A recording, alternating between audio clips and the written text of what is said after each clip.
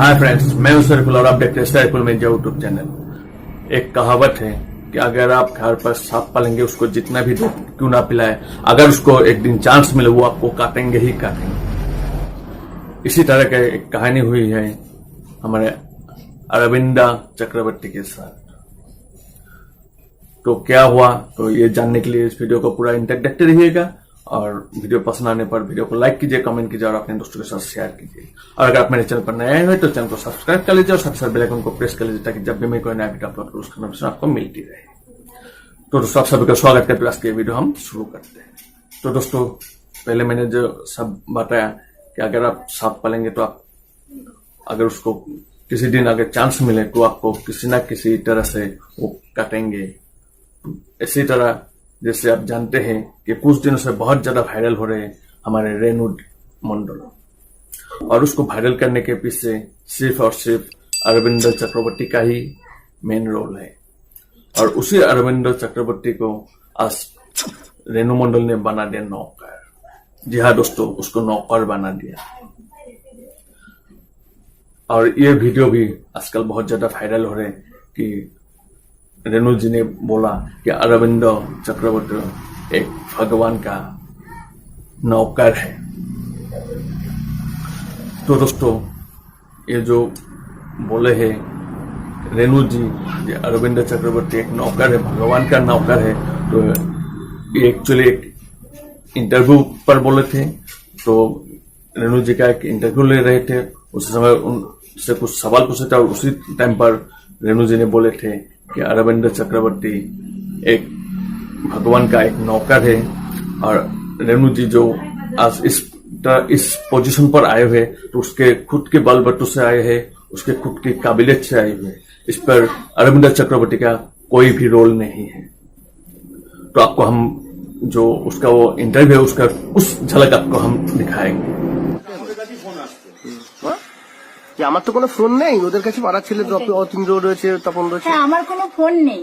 তা আর অতীন্দ্র আর কি ওর নামটা জানো, তপন, ওদের দুজনের কাছে ফোন আসছে, ওরাই জানে কোথায় যেতে হবে না কোথায় যেতে হবে, ওরা ভালো মতো জানে। আজকে বিভিন্ন অনুষ্ঠানে এদের দৌলতে যাচ্ছেন বিভিন্ন জায়গায়, কেমন লাগছে? ভগবানের দৌলতে যাচ্ছে ওরা, ভগবানের নয়, সার্ভেন্ট, চাকর, ভগবানের চাকর এরা। আমি ওদের সাহায্যে যাচ্ছি না, আমি ভগবানের সাহায্যে, ওরা শুধুমাত্র ভগবানের চাকর হয়ে যাচ্ছে। ঠিক আছে। तो दोस्तों, आपने ये जो वीडियो का क्लिप था इंटरव्यू का, ये आपने देख लिए होंगे। तो क्या इस पर जो रेणु जी ने बोले थे वो क्या सही किया उन्होंने वो बोलकर? क्योंकि अगर आज ये अरविंद चक्रवर्ती ना होते तो आज रेणु मंडल वही के वही रेलवे प्लेटफॉर्म पर ही पड़े रहते थे। और अरविंद चक्रवर्ती ने आज उसको कहां से कहां पहुंचा दिया, आज जीरो से लेकर हीरो बनवा दिया। पर उसी अरविंद चक्रवर्ती को आज रेणु मंडल ने नौकर बना दिया। तो आपका क्या राय है, आप कमेंट करके जरूर बताइए। और हमें और एक बात बताना चाहता हूं, अगर वो ऐसे कहते कि हम सब भगवान के नौकर हैं तो ठीक था, पर उन्होंने ये डायरेक्टली बोला कि अरविंद चक्रवर्ती भगवान का नौकर है। तो मैं ये कहना चाहता हूं कि अगर अरविंद चक्रवर्ती भगवान का नौकर तो रेणु मंडल कौन है?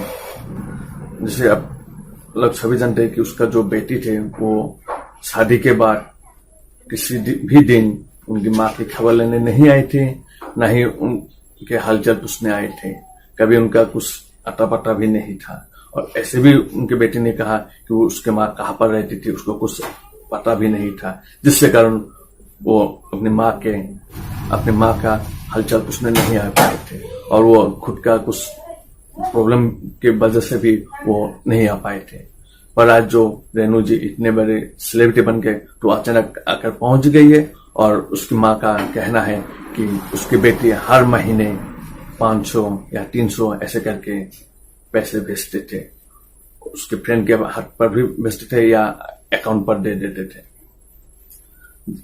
जो आप लोग जानते हैं कि उनके बेटे ने आज तक कोई खबर नहीं ली थी।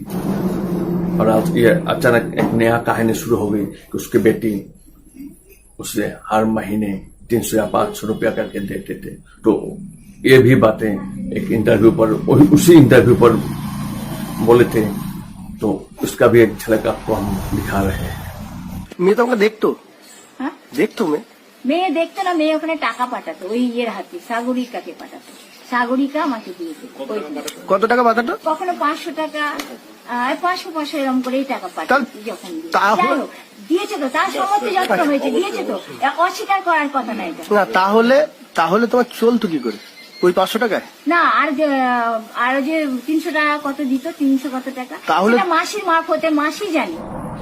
तो दोस्तों, हमने आपको ये रेणु जी ने जो काम किए हैं, एक्चुअली ये तो घिनौने काम है। एक्चुअली कह सकते हैं कि जिन इसके वजह से आज ये प्लेटफॉर्म से लेकर आज उसी मकान तक पहुंची है, उसी को नौकर बना दिया। और जिस बेटी ने उसे कभी आज तक उसका हालचाल पूछने तक भी नहीं आए और उसे प्लेटफॉर्म पर छोड़ के चले गए थे, और उसी बेटी अपना हो गया। औलाद को तो अपनाना चाहिए, ये सही है, पर इसी तरह किसी को बदनाम करना भी ठीक नहीं है। तो आपका राय क्या है, कमेंट करना ना भूलें, कमेंट कर लीजिए। और इस वीडियो को जितना हो सके आप लोग अपने दोस्तों के पास शेयर कीजिए, ताकि ये खबर हर किसी को पहुंचना चाहिए। सो दोस्तों, ये वीडियो पूरा देखने के लिए आप लोगों को बहुत बहुत धन्यवाद। आज के वीडियो में इतना ही, मिलेगा अगले किसी नई वीडियो में नए टॉपिक के साथ। तब तक के लिए बाय, हैव ए नाइस।